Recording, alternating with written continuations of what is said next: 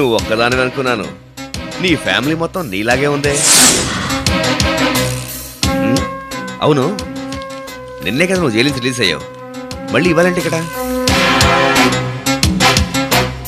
ఓ, నీ చెల్లెలు తప్పిపోయింది కదూ.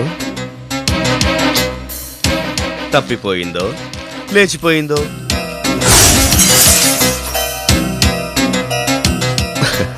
అవును, అది నీ చెల్లెలే కదూ. తప్పిపోయి ఉండదులే, లేచిపోయి ఉంటుంది. అవునే, ఇన్నేళ్ళు జైల్లో ఉన్న నువ్వేంత పిటపట్లాడుతుంటే ఇక నీ చెల్లెలు ఎంత పిటపట్లాడుతుందో.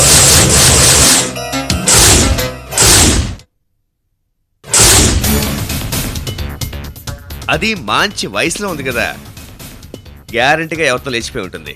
ఒకవేళ అది వెళ్ళకపోయినా నాలాంటి వాడు ఏమైనా ఉంటాడు కదా, గ్యారంటీగా వాడే లేకపోయి ఉంటాడు.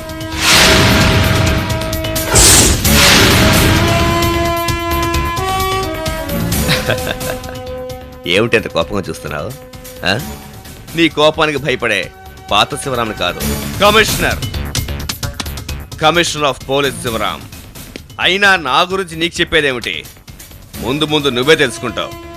ఓ, నీ చెల్లెలు లేచిపోయింది కదా, అదే తప్పిపోయింది కదా, వెతుక్కో. తప్పిపోయిందో, పారిపోయిందో, లేచిపోయిందో, చచ్చిపోయిందో. శివరాం, ఇంకొక్క మాట మాట్లాడావంటే